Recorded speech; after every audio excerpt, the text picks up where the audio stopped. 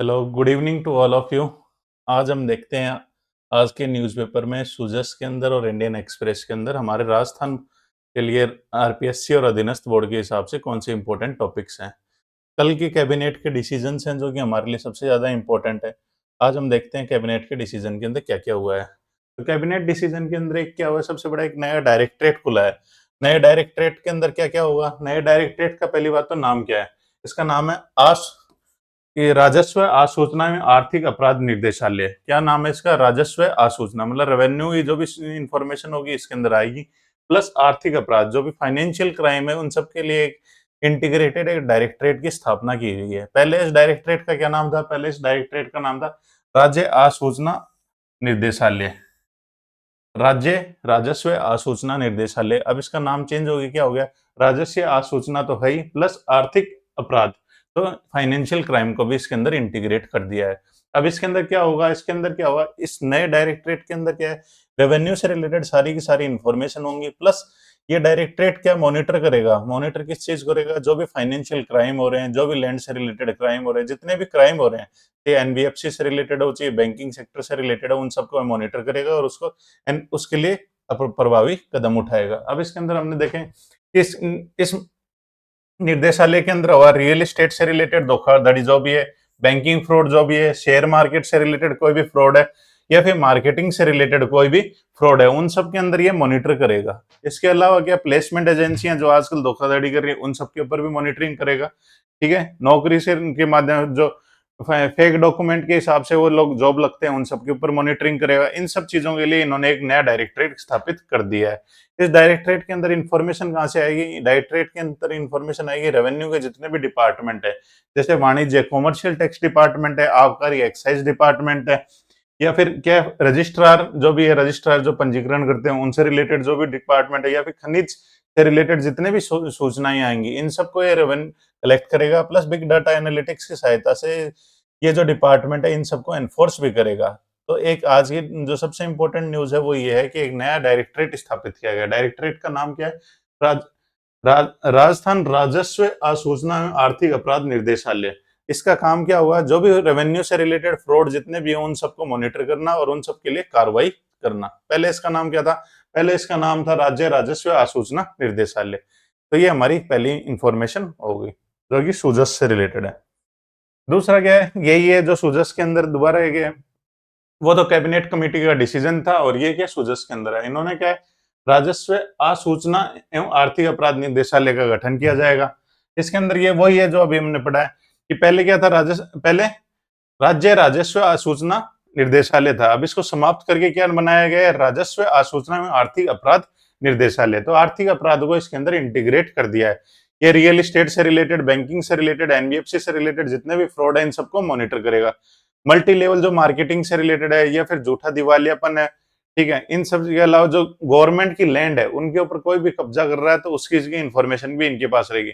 Revenue stamp से related जो भी फर्जीवाड़े होंगे ये सबको देखेगा। सहकारी समिति आर्थिक अपराधों को प्रभावी नियंत्रण के लिए ये सारा एक डायरेक्टरेट बना दिया गया है।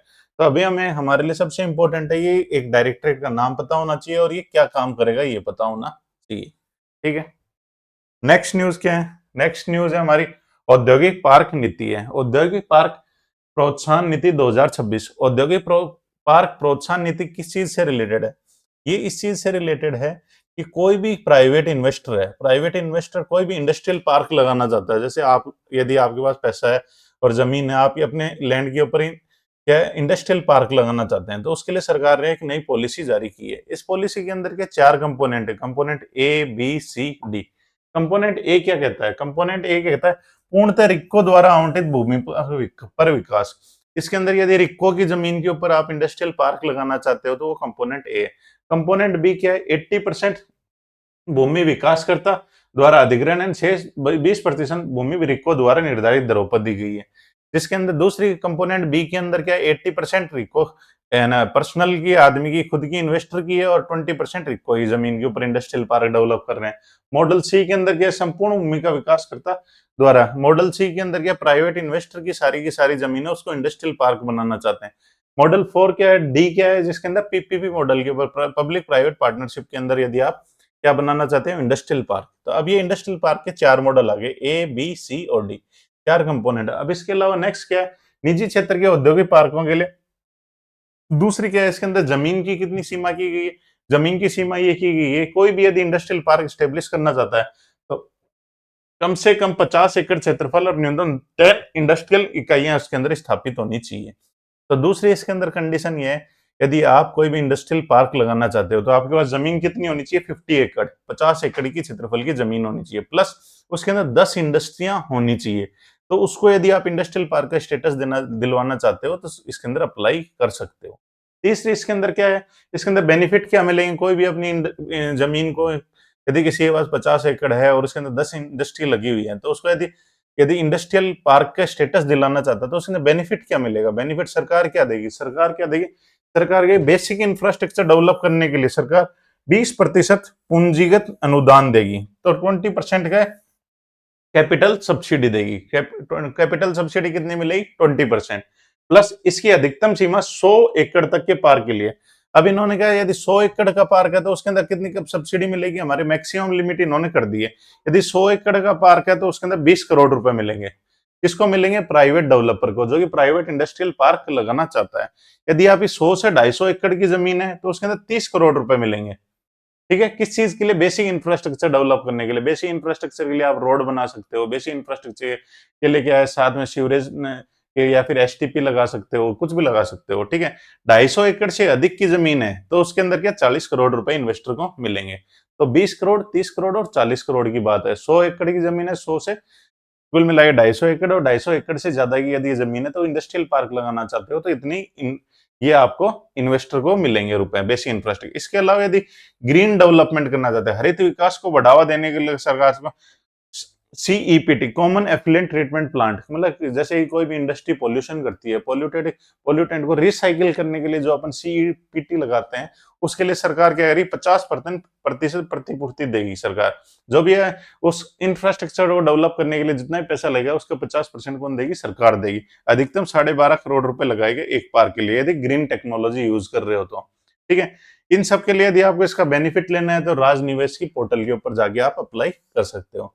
तो पॉलिसी का नाम क्या है, राजस्थान औद्योगिक पार्क प्रोत्साहन नीति, राजस्थान इंडस्ट्रियल पार्क को प्रोत्साहन करने के लिए नीति है। ठीक है, इसके अंदर क्या क्या है, 4 मॉडल है, component A, component B, component C, component D. A के अंदर सारी जमीन रिको की है, बी के अंदर 80% इन्वेस्टर की है, 20% रिको की है, सी के अंदर क्या है, सारी की सारी जमीन जो डेवलप करनी है वो सारी की सारी इन्वेस्टर की खुद की है, और डी कंपोनेंट के अंदर क्या, पीपीपी मॉडल को। इसके अलावा बेनिफिट क्या है, इसके अंदर बेनिफिट ये जो भी है, इसके अंदर कंडीशन है, कंडीशन 50 एकड़ प्लस 10 इंडस्ट्रियल यूनिट होनी चाहिए। इसके अलावा बेनिफिट क्या मिलेंगे, बेसिक इंफ्रास्ट्रक्चर डेवलप करने के लिए आपको 20% की पूंजीगत अनुदान, अधिकतम सीमा 100 एकड़ के लिए 20 करोड़, 100 से 250 के लिए 30 करोड़, और उससे ऊपर के लिए आपको कितने रुपए मिलेंगे, इसके अंदर 40 करोड़ रुपए मिलेंगे। ग्रीन डेवलपमेंट करते हो तो उसके अंदर 12.5 करोड़ रुपए तक का अनुदान दिया जाएगा, 50% या 12.5। इन सब चीजों का बेनिफिट लेने के लिए आपको क्या, राज निवेश के ऊपर आप अप्लाई कर सकते हैं। तो ये थी राजस्थान की हमारी इंडस्ट्रियल पार्क प्रोत्साहन नीति 2026। अब इसके अलावा तीसरा तीसरा टॉपिक क्या है, mobile veterinary unit. Mobile veterinary unit क्या होती है, जो कि एक गाड़ी होती है जिसके अंदर क्या है, वेटनरी से पशु पालन जो मेडिकल क्लिनिक होता है वो क्या है, एक गाड़ी के ऊपर स्टेब्लिश कर दिया जाता है। कहीं पे कोई भी पशु है, कोई दिक्कत हो, कोई बीमार हो, कुछ भी हो, कोई गाय बीमार हो, कोई पे किसी का एक्सीडेंट हो गया तो मोबाइल वेटनरी यूनिट को अपन कॉल करते हैं, कॉल करने के बाद में उसका ट्रीटमेंट करके जाएंगे। तो इस मोबाइल वेटनरी यूनिट के बारे में बात चल रही है। मोबाइल वेटनरी यूनिट का मुद्दा क्यों है, क्योंकि इसका विधानसभा के अंदर किसी ने सवाल पूछा था। तो इस योजना की शुरुआत कब की गई थी, योजना की शुरुआत की गई 24 फरवरी 2024। तो अपन इसको बोलते हैं 24 फरवरी 2024। 24 फरवरी 2024 को मोबाइल वेटनरी यूनिट की स्थापना की गई थी। अब इसके अंदर क्या क्या इंपॉर्टेंट है, इसके अंदर इंपॉर्टेंट ये है, ऑन ऑन कॉल निःशुल्क उपचार की बात की गई है। मतलब आप कॉल कीजिए 1962 के ऊपर, इसका कॉल सेंटर का नंबर क्या है, 1962 की लड़ाई से आप इसको याद कर सकते हैं। ठीक है, केंद्र सरकार, अब इसके अंदर क्या पैसा कौन देगा, इसके अंदर योजना के अंदर केंद्र सरकार द्वारा सेंट्रल स्पॉन्सर स्कीम है। सेंट्रल स्पॉन्सर स्कीम है तो इसके अंदर जो मोबाइल यूनिट है, मोबाइल यूनिट जो गाड़ी है उसके ऊपर जो भी क्लिनिक स्टेब्लिश कर रखा है उसकी कंप्लीट सब्सिडी सेंट्रल गवर्नमेंट देगी, प्लस इसको चलाने के लिए जो खर्चा आएगा डे टू डे उसको, यहाँ उसके अंदर एक इंसान भी डॉक्टर भी रखना पड़ेगा, उसके अलावा एक ऑपरेटर भी रखना पड़ेगा, एक ड्राइवर भी रखना पड़ेगा मोबाइल वेटनरी यूनिट के लिए। इन सब के खर्चे को क्या केंद्र सरकार और राज्य सरकार आपस में बांटेंगे। सेंट्रल गवर्नमेंट और स्टेट गवर्नमेंट का कितना शेयर रहेगा? 60% और 40% का शेयर रहेगा। इसके अंदर सेंट्रल गवर्नमेंट 60% देगी और स्टेट गवर्नमेंट इसको 40%। ये संचालन के लिए है। मोबाइल वाहनों के लिए 100% कौन देगा? Central government. संचालन के लिए 60 और 40 का इसके अंदर इन्वेस्ट है। कॉल सेंटर की ये नंबर क्या रहेगा? 1962। इसके अलावा क्या है इसके अंदर कंडीशन क्या है? केंद्र सरकार ने क्या बोला है? हम आपको पैसा कब देंगे? हम आपको पैसा जब देंगे जब 1 लाख पशु धन पर एक मोबाइल यूनिट की स्थापना की जाएगी। जहां पे भी 1 लाख एक, जैसे सेंसस के अंदर हम देखते हैं, सेंसस के अंदर क्या हर चीज की कैलकुलेशन होती है कि सेंसस के अंदर जो डाटा आता है उसके अनुसार एक जिले के अंदर मान लो 10 लाख पशुधन है तो 10 लाख के अंदर 10 मोबाइल यूनिट होनी चाहिए। तो 1 लाख के ऊपर एक मोबाइल यूनिट होगी। इसके अलावा क्या सभी जिलों के अंदर स्थापित की गई है? बिल्कुल सभी जिलों के अंदर स्थापित कर दी। और अब इसके अंदर एक यूनिट को प्रतिदिन कितने जो भी एनिमल्स हैं, जो भी पशु हैं, उनका उपचार करना है। एक यूनिट को कम से कम प्रतिदिन 6 पशुओं का उपचार करना है। यदि यदि उनसे 6 से कम करते हैं तो उनका जो भी सैलरी मिलती है, जो भी उनको वेजेस मिलते हैं, उसके अंदर कटौती कर दी जाएगी। यदि 6 से ज्यादा करेंगे तो उनके वेजेस बढ़ा दिए जाएंगे। तो इसके अंदर इसके आधार पर मानदेय भी भुगतान किया जाए। निर्धारित संख्या से कम, निर्धारित संख्या कितनी है? 6। 6 से कम करते हैं तो कटौती भी की जाएगी। 3 मोबाइल पशु चिकित्सा यूनिट 1962 संचालित की जा रही है। ठीक है, तो अभी हमने क्या पढ़ा मोबाइल वेटनरी यूनिट के बारे में। मोबाइल वेटनरी यूनिट के अंदर 61 लाख से अधिक पशुधनों का निःशुल्क इलाज कर दिया सरकार ने। मोबाइल वेटनरी यूनिट की स्थापना कब की है? 24 फरवरी 2024, 24/2/2024। इसके अंदर क्या है? हेल्पलाइन नंबर क्या है? 1962 है। इसके अंदर क्या है? ऑन कॉल होगा, उपचार बिल्कुल होगा। इसके अंदर क्या है? सेंट्रल स्पॉन्सर स्कीम है, बिल्कुल सेंट्रल स्पॉन्सर है। कितना कंट्रीब्यूशन रहेगा? 60-40 का कंट्रीब्यूशन इसके अंदर रहेगा। एक दिन के अंदर कितने पशुओं का इलाज करना है? 6 पशुओं का इसके अंदर इलाज करना है। ठीक है, इसके अलावा क्या है? इसके अंदर 1 लाख के ऊपर एक मोबाइल वेटनरी यूनिट होनी जरूरी है। तो ये सारी चीजें फैक्ट जो कि हमारे कोई भी एग्जाम के लिए राजस्थान के लिए इंपॉर्टेंट है। अब तीसरी देखते हैं, तीसरी न्यूज क्या है? जनजाति क्षेत्रीय विकास विभाग के अनुदान के लिए। अब क्या विधानसभा के अंदर सत्र चल रहा है तो जो भी हर डिपार्टमेंट ने अपनी अपनी क्या डिमांड रखी है, डिमांड के ऊपर में आंसर आते हैं। तो अभी क्या है जनजाति के लिए कौन सा सबसे बड़ा अभियान चल रहा है? जनजातियों के लिए धरती आबा जनजाति ग्राम उत्कर्ष अभियान चल रहे हैं। धरती आबा जनजाति ग्राम उत्कर्ष अभियान के अंदर जहां पे भी ट्राइबल पॉपुलेशन है, जहां पे जनजाति पॉपुलेशन है, उसके ऊपर क्या उनका समग्र होलिस्टिक विकास करने के लिए स्कीम चला रखी है। इसके अंदर क्या क्या काम है? आधा जो जो ट्राइबल एरिया है उसके अंदर बेसिक इंफ्रास्ट्रक्चर को डेवलप करने के लिए पैसे देती है सरकार। एम्प्लॉयमेंट के लिए, एग्रीकल्चर के लिए, एनिमल हस्बेंड्री पशुपालन के लिए, मत्स्य पालन के लिए, स्वास्थ्य के लिए, हेल्थ के लिए, सभी योजनाओं को एक साथ संचालित किया जाता है। तो ये वाली धरती आबा जनजाति ग्राम उत्कर्ष अभियान चल रहा है, अभी इसके बारे में बात की गई है। नेक्स्ट क्या है? नेक्स्ट की एक न्यूज है जिसके अंदर कैबिनेट कमेटी ने आज डिसीजन लिया है। कैबिनेट कमेटी में डिसीजन लिया है, दो चीज आपके लिए इंपॉर्टेंट है। एक तो भारत मंडपम की स्थापना कहाँ पे की जा रही है? भारत मंडपम एक क्या है? एक इंफ्रास्ट्रक्चर प्रोजेक्ट है जिसके अंदर क्या इंफ्रास्ट्रक्चर डेवलप किया जाएगा, जिसके अंदर क्या बड़े बड़े इवेंट किए जाएंगे। जैसे भारत मंडपम है वैसी तरह हमारे राजस्थान मंडपम स्थापित किया जाएगा। राजस्थान मंडपम की स्थापना कहाँ की जाएगी, कहाँ बनाया जाएगा? जयपुर के अंदर। इसके अलावा दूसरा क्वेश्चन क्या है? Global capability centre. Global capability centre policy आई थी अभी पिछले साल ही आई थी 2025 के अंदर, जिसके अंदर हमें क्या है ग्लोबल कैपेबिलिटी सेंटर 200 स्टेब्लिश करने थे। इसके अंदर पहला ग्लोबल कैपेबिलिटी सेंटर कहाँ पे स्थापित किया जाएगा? जयपुर के अंदर किया जाएगा। ठीक है, ग्लोबल कैपेबिलिटी सेंटर कहाँ स्थापित किया जाएगा? जयपुर। और ये एक नया मॉडल लेके आए हैं जिसके अंदर क्या स्वतः पूर्णतः स्व वित्त पोषित मॉडल पर क्रियान्वित किया जाएगा। मतलब इसके अंदर क्या सरकार को पैसे जितने लगाएगी उससे ज्यादा का सरकार को रेवेन्यू जनरेट कर देगा। तो इसके अंदर कह रहे हैं 10 करोड़ रुपए का फायदा होगा इसको बनाने से। ठीक है, तो ये है दो न्यूज। ग्लोबल कैपेबिलिटी सेंटर कहाँ पे स्टेब्लिश किया जाएगा? राजस्थान मंडपम कहाँ पे स्थापित किया जाएगा? अगला न्यूज है, अगली न्यूज किसी है? राजस्थान आयुर्वेदिक योग एंड नेचुरोपैथी विश्वविद्यालय कहाँ विधेयक आया है इसका। तो राजस्थान के अंदर योग आयुर्वेदा और नेचुरोपैथी का नई यूनिवर्सिटी कहाँ पे खुलने जा रही है? अजमेर के अंदर। पहले से कोई यूनिवर्सिटी है क्या राजस्थान के अंदर? राजस्थान गवर्नमेंट की बिल्कुल है। जोधपुर के अंदर पहले से एक यूनिवर्सिटी है, तो ये दूसरी यूनिवर्सिटी होगी किसकी? आयुष मंत्रालय से रिलेटेड नेचुरोपैथी आयुर्वेदिक यूनिवर्सिटी। ठीक है, अजमेर के अंदर। अब बात करते हैं रिन्यूएबल एनर्जी। रिन्यूएबल एनर्जी की जब डिमांड आई विधानसभा के अंदर तो उन्होंने ये रिप्लाई दिया। तो हमारी स्थापित अक्षय ऊर्जा क्षमता कितनी है? हमारे रिन्यूएबल एनर्जी की स्टेब्लिश पावर कैपेसिटी कितनी है राजस्थान की? राजस्थान की 43.8 गीगावाट। 43.8, 4 दूनी 8, 43.8 गीगावाट की पहुंच है। हमारी रिन्यूएबल एनर्जी कैपेसिटी कितनी है राजस्थान की? 43.8, जिसके मात्र 2 साल के अंदर उच्च अक्षय ऊर्जा जो रिन्यूएबल एनर्जी के अंदर हमने क्या 20,017 मेगावाट का इंक्रीमेंट किया है। पहले 2 साल की बात कर रहे हैं।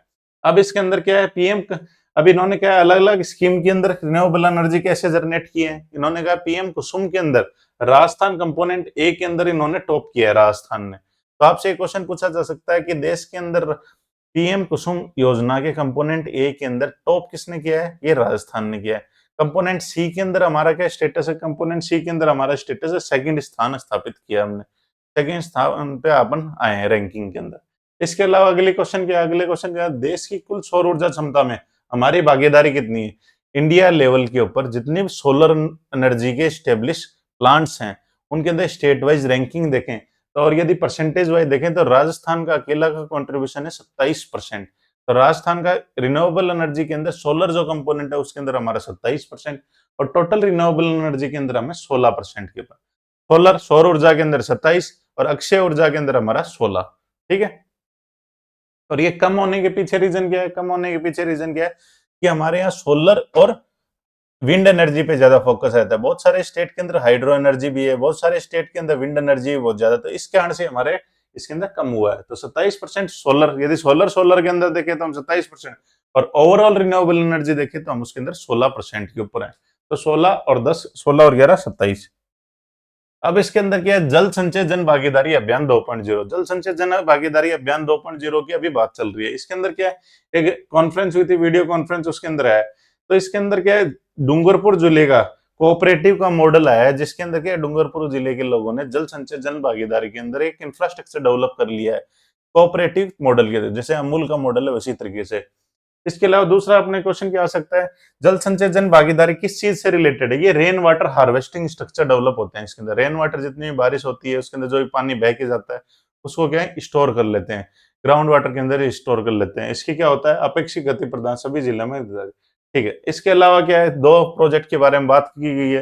राम राम जल सेतु लिंक परियोजना की बात की गई है और दूसरी की यमुना शेखावटी के अंदर यमुना पानी की लाने की बात की गई है। इसके अलावा क्या वंदे गंगा जल संरक्षण जन भागीदारी अभियान चलने की बात चल रही है। चरण 25 मई से शुरू होगा। क्यों? ये इसकी चीज से रिलेटेड है। ये क्या है? वाटर हार्वेस्टिंग इंफ्रास्ट्रक्चर डेवलप करने के लिए प्लस वाटर कंजर्वेशन से रिलेटेड अभियान है। ठीक है। अभियान के प्रथम चरण में हमारे प्रदेश का तृतीय स्थान रहा है। ठीक है। वंदे गंगा जल संरक्षण अभियान, जल संरक्षण मतलब वाटर कंजर्वेशन। वाटर कंजर्वेशन में हमने कौन सी रैंकिंग हासिल की है? थर्ड। अभियान प्रथम, इसके अंदर क्या स्टेट की रैंकिंग आई है 3rd। ठीक है। इसके अलावा क्या क्या हो सकता है? वंदे गंगा जल संरक्षण जन अभियान का सेकंड जो फेज आएगा वो 25 मई से स्टार्ट होने वाला है। 5 जून को इन्वायरमेंटल डे बनाया जाता है, ये भी एक न्यूज है। अब ये आर्थिक अपराधों को प्रभावी नियंत्रण के लिए राजस्व आसूचना एवं आर्थिक अपराध निदेशालय का गठन किया गया। ये हमने पहले से डिसाइड किया था, जो हमने पहले पढ़ लिया है शुरू की स्लाइड के अंदर। अब इसके अंदर क्या है? राजस्थान औद्योगिक पार्क प्रोत्साहन नीति है। राजस्थान औद्योगिक पार्क प्रोत्साहन नीति हमने भी कैबिनेट नोट के अंदर पढ़ ली है। इसके अंदर क्या है? A B C D 4 component है। पहला 100% रिको का है, सेकंड के अंदर 80-20 है, प्राइवेट प्लस रिको। थर्ड के अंदर क्या है? ओवरऑल कंप्लीट किसका है? प्राइवेट इन्वेस्टर का है। फोर्थ में डी मॉडल के अंदर क्या है? इस डी मॉडल के अंदर क्या है? पीपीपी मॉडल की बात की है। इसके अंदर क्या है? तो इसके अंदर 50 एकड़ की कम जमीन होनी चाहिए आपके पास, 10 उसके अंदर इंडस्ट्री लगी हुई होनी चाहिए। तो आपको क्या बेनिफिट मिलेगा? 20 करोड़ रुपए मिलेंगे, 30 करोड़ रुपए मिलेंगे और 40 करोड़। 100 से नीचे, 100 से 250, 250 से ऊपर के ऊपर ये कंडीशन लगा रखी है। उसके अलावा ग्रीन डेवलपमेंट को बढ़ावा देने के लिए 50% प्रतिपूर्ति, अधिकतम 12.5 करोड़ रुपए प्रति पार्क दिए जाएंगे। तो ये हमारे आज के सूजस के अंदर और राजस्थान के अंदर जितने भी इंपॉर्टेंट न्यूज थी ये हमने कवर कर लिए। अब कल मिलेंगे हम, कल के सूजस के अंदर जो भी इंपॉर्टेंट टॉपिक होगा उन सबको हम डिस्कस करेंगे। Okay, thank you all of you.